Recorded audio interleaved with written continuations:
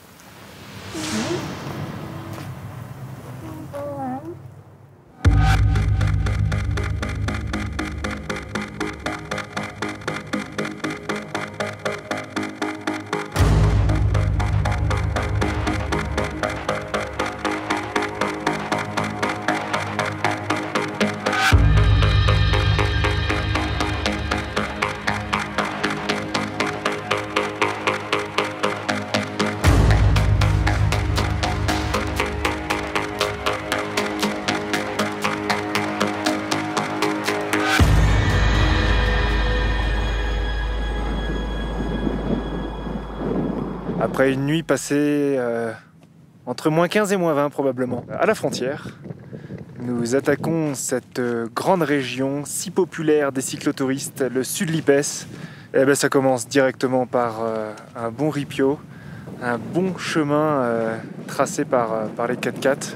Il paraît que c'est une région exceptionnelle, mais qui a aussi beaucoup de touristes, donc on va voir un petit peu tout ça.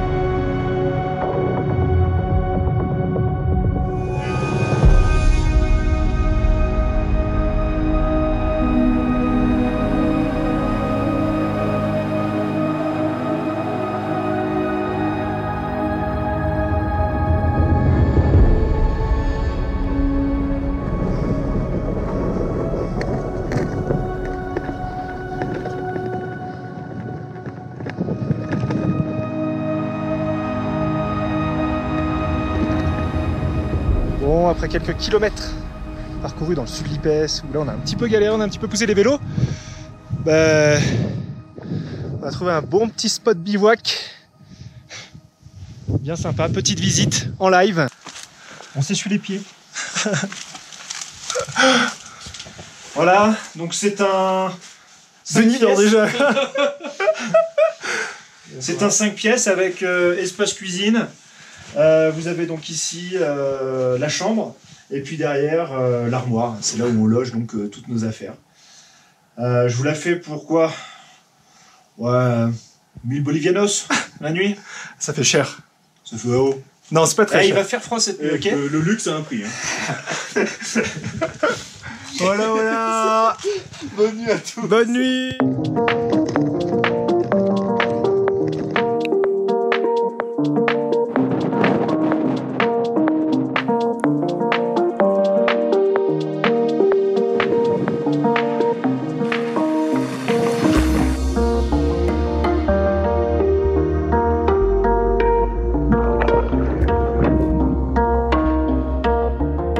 Le Sud Lipès, ça se termine progressivement. On attend de rejoindre la piste qui va nous amener vers Uyuni, très connu des cyclotouristes comme cette zone ici, là, le Sud Lipès. Bon, bah de toute façon, hein, c'était extraordinaire. C'était une belle aventure, presque en autonomie, on va dire. Bon, on vient ici surtout pour les paysages, parce que c'est assez dingue, la végétation, les animaux, ces énormes montagnes. Est-ce qu'on est sur Terre? Là, on se pose des questions là. Hein. Puis il y a aussi ce défi un peu sportif. Nous sommes à 4909 mètres d'altitude. Ouais. Voilà. On y est. On a emmené nos vélos jusque là. Ouais. Le manque d'air. Je soufflais déjà. Faut pousser les vélos régulièrement. Ah là, il y a une tornade. On va vivre une tornade, les gars. Alors, on passe sur le côté. Oh bordel.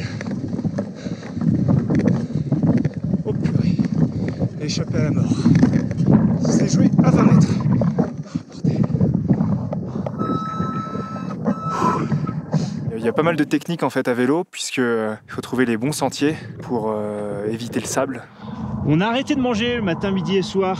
On bouffe assez de sable comme ça. Après, il y a quand même des petites déceptions sur cette zone.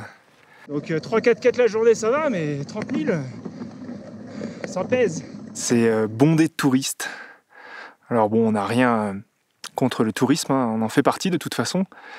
Après, c'est surtout sur le respect de l'environnement. Il y a énormément de dégradation en fait, du paysage dû au 4x4 qui passe partout et n'importe où surtout.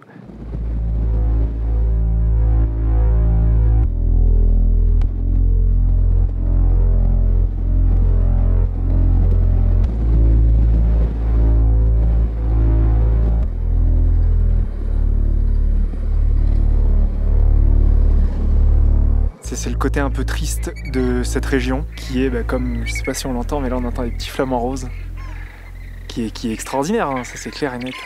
C'est vrai qu'on se sent moins seul à seul avec le paysage et c'est un peu dommage, on se sent moins en harmonie avec la nature. Et maintenant on va attaquer la deuxième partie, c'est le Salar d'Uyuni.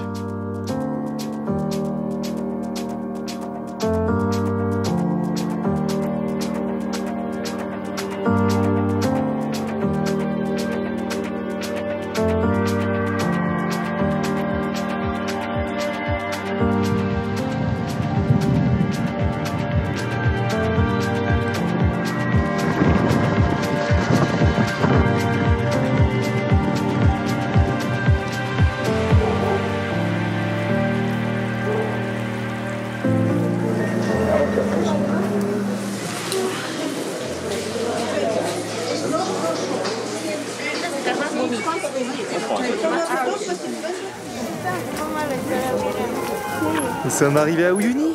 Petite préparation avant d'attaquer le fameux, le prestigieux Salar d'Uyuni. Et du coup, on s'est arrêté dans une petite maison des cyclistes. On en a fait quelques-unes en Amérique du Sud et celle-ci est assez particulière puisqu'on a rencontré pas mal de Français. De quoi faire une petite crêpe party, de quoi échanger sur l'itinéraire qui nous attend.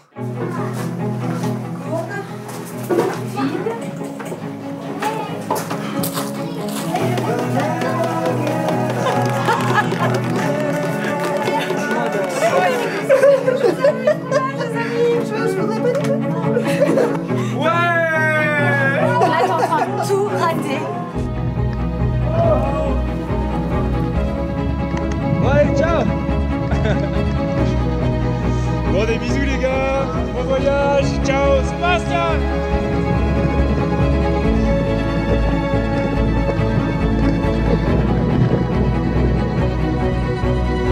Et voilà, El Salar.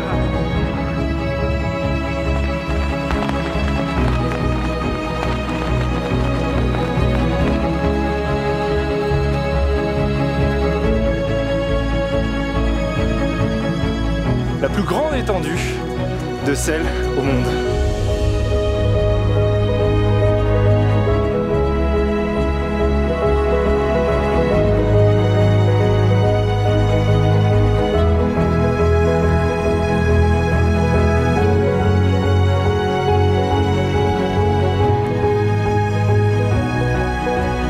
Première installation du bivouac au milieu de rien.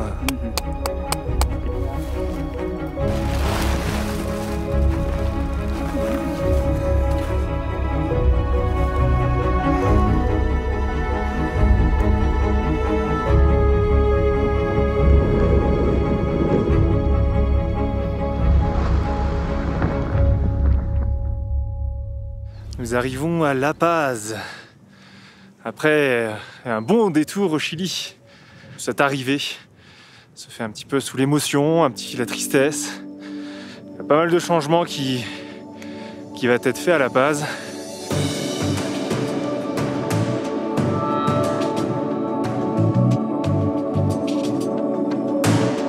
Nous avons quitté La Paz avec beaucoup d'émotions, puisque nous avons quitté aussi Denis. Après 10 mois de voyage, c'est vrai que ça a fait vraiment bizarre. Donc Denis, sache que ce fut un plaisir d'avoir partagé cette aventure ensemble depuis Rio de Janeiro jusqu'à La Paz, la plus haute capitale du monde. Et il y a eu aussi pas mal de bouleversements dans la team. Ça faisait 2 mois qu'on voyageait à 5. Et je pense que de voyager en grand nombre, ça va un certain temps. Mais après, chacun a ses objectifs personnels dans un voyage. Et ça nous a paru plus simple de faire 2 groupes. D'un côté, Mayouen et Kevin, et de l'autre, Alice et Guillaume. Ça permettait à chacun de se retrouver un peu personnellement. Et puis pour nous deux, de vivre une expérience différente.